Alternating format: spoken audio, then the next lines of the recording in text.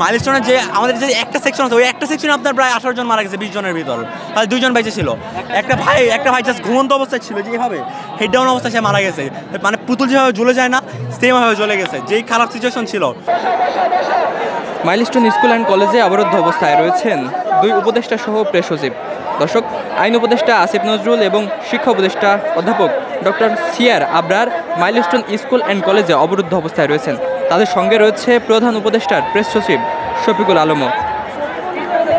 দর্শক, মূলত আজ মঙ্গলবার সকাল 10:30টার কিছু সময় পরে 2 উপদেষ্টা আসেন এই মাইলস্টোন স্কুল অ্যান্ড কলেজে বিমান বিধ্বস্ত হওয়ার ঘটনাস্থল পরিদর্শন করতে। তখনই তারা শিক্ষার্থীদের তোপের মুখে পড়েন। শিক্ষার্থীরা তখন তাদেরকে তাদের উদ্দেশ্য করে ভুয়া স্লোগান দিতে শুরু করে। পরিস্থিতির চাপে শেষমেশ 2 উপদেষ্টা তখনই দ্রুত স্কুলের ভেতরে আশ্রয় নেন। 2 উপদেষ্টা যাওয়ার 5 মিনিট পরে ঘটনাস্থলে উপস্থিত হন প্রেস সচিব এবং উপদেষ্টাদের প্রতি শিক্ষার্থীদের ক্ষোভের অন্যতম প্রধান কারণ তারা এইচএসসি পরীক্ষার্থীর পেছনের ঘোষণা দিতে দেরি করেছেন। সেই সাথে শিক্ষার্থীরা মনে করছেন সরকার নিহত ও আহতদের নিখোঁজের সঠিক তথ্য আড়াল করছে।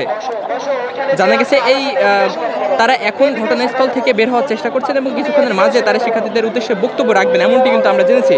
কিন্তু যেমনটি দেখছেন যে এই যে ভবন নাম্বার 5, এই 5 নম্বর ভবনে কিন্তু 2 উপদেষ্টা সহ প্রেস সচিব আশ্রয় নিয়েছেন এবং তার ঠিক সামনে যে মাইলস্টোন স্কুল অ্যান্ড কলেজের শিক্ষার্থীরা রয়েছে তারা একবারে বসে অবরুদ্ধ অবস্থায় তাদেরকে কিন্তু রেখেছেন। দর্শক, আমরা এই মুহূর্তে এখানে উপস্থিত শিক্ষার্থীদের সাথে একটু কথা বলার চেষ্টা করব।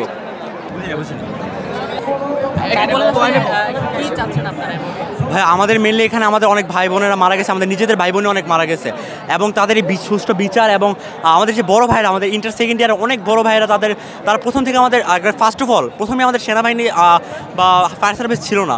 প্রথম থেকে আমাদের সেকেন্ড ইয়ারের বড় ভাইরা অনেক স্ট্রাগল করছে। সেকেন্ড ইয়ারের বড় ভাইরা তাদের নিজেদের লাইফে রিস্ক নিয়ে তারা আনছে, বাট তাদের পরীক্ষার প্রিপারেশন নিতে পারেনি, কজ তাদের অনেক কাজ করছে তারা এবং তারা বিভিন্ন লাশ নিজের হাতে করে নিয়ে গেছে।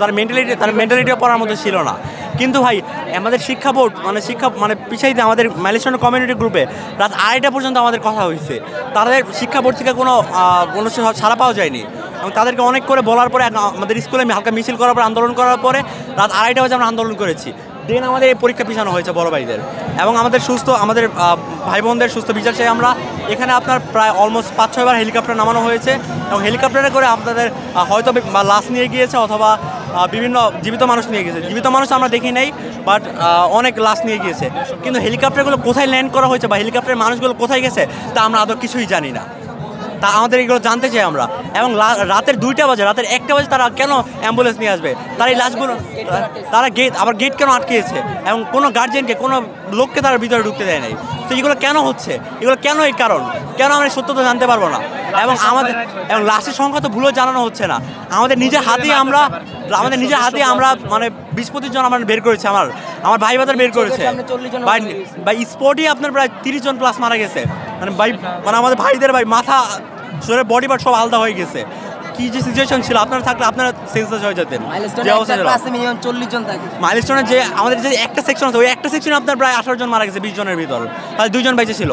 একটা ভাই জাস্ট ঘুমন্ত অবস্থায় ছিল, যেভাবে হেড ডাউন অবস্থায় সে মারা গেছে, মানে পুতুল যেভাবে জ্বলে যায় না সেমভাবে জ্বলে গেছে, যেই খারাপ সিচুয়েশন ছিল আপনারা থাকলে বুঝতে পারতেন। অ্যান্ড আমাদের কাছে ভাই সব কিছু গোপন করা হয়েছে এবং তারা মিডিয়া কেন বারবার কেন আমাদের ভুল নিউজ প্রকাশ করা হবে? দেশকে আমরা এই জন্য স্বাধীন করেছিলাম যে জায়গায় আবার আমরা ভুলের ভিতরেই থাকবো, যে জায়গায় আবারও আমরা মিথ্যার ভিতরেই থাকবো। আমরা দেশ স্বাধীন করেছি, জুলাইয়ের অবদান করেছি হলো একটি সত্য বাংলাদেশের জন্য, সত্যতা থাকবে। কিন্তু তারা যদি এভাবে ভুল প্রমাণ করে, এভাবে মানে হেলিকপ্টারে করে গোপনে লাশ নিয়ে যায়, হেলিকপ্টার কোন জায়গায় ল্যান্ডিং করছে, হেলিকপ্টার এই লাশগুলো কোথায় গেছে কিছু জানে না। কিন্তু ভাই এই জবাব বাংলাদেশ সেনাবাহিনী, বাংলাদেশের এয়ারফোর্স সবাইকে দিতে হবে। অ্যান্ড বাংলাদেশের এয়ারফোর্স কেন এত পুরনো বিমান ব্যবহার করবে? আমি আপনাকে একটা ইনফরমেশন দিচ্ছি, 1 মিনিট দাঁড়ান ভাই। বাংলাদেশের আধুনিক প্রযুক্তির বিমান কেনার কথা ছিল, 4th প্রজন্মের বিমান। ইতালি এবং চায়না থেকে কথা হয়েছিল কেনার জন্য। দেন তারা বাংলাদেশ সব প্রশিক্ষণ দেওয়া হয়েছে, ইতালি থেকে তার বিমান কিনবে, বাট পরবর্তীতে কিনা হয়নি, কারণ ইন্ডিয়া বলেছিল যে তারা আমাদের সিকিউরিটি দেবে, আমাদের দেশে যদি আক্রমণ করা হয় তাদের সীমানার উপর দিয়ে আক্রমণ করবে, তারা আমাদের সব সেফটি দেবে। এই জন্য আর পরবর্তীতে বিমান কিনা হয় নাই। তো এখন আমাদের এই পুরনো টিনের বিমান দিয়ে চলবে, আর এগুলো ডেট শেষ হয়ে গেছে, আরও 1 বছর বছর আরো প্রায় 12 বছর আগে। তো এগুলো তো হবে না ভাই, এগুলো তো পাইলটের জীবন নিয়ে চিনিমিনি খেলতেছে। আমার যে লোকালয়ের উপর আশেপাশে ভাই লোকালয়ের অভাব নাই, যে এত পরিমাণ লোকালয়, অনেক মানে হাজার হাজার স্কুল আছে, হসপিটাল আছে, প্লাস আবাসিক বাসা আছে।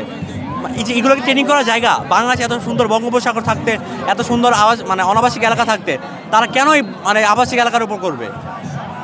তো আমার এই সুস্থ সম্বন্ধে বিচার চাই, এবং আমাদের ভাই বোনদের, আমার যে ভাই বোন মৃত্যুবরণ করেছে এবং তাদের মানে সবার নাম জানতে চাই এবং সবগুলো ইনফরমেশন চাই। দর্শক, যেমনটি দেখছেন যে সুষ্ঠু তদন্ত এবং বিচারের দাবিতে এই মাইলস্টোন স্কুল অ্যান্ড কলেজের শিক্ষার্থীরা আজ সকাল থেকেই তাদের এই স্কুল ক্যাম্পাসে অবস্থান করছেন, এবং দুই উপদেষ্টা সহ প্রধান উপদেষ্টা যে প্রেস সচিব এই ঘটনাস্থল পরিদর্শনে এসেছিলেন, সেই দুই উপদেষ্টা এবং প্রেস সচিবকে এই সকল শিক্ষার্থীরা কিন্তু অবরুদ্ধ করে রেখেছেন সুষ্ঠু তদন্ত বিচারের দাবিতে।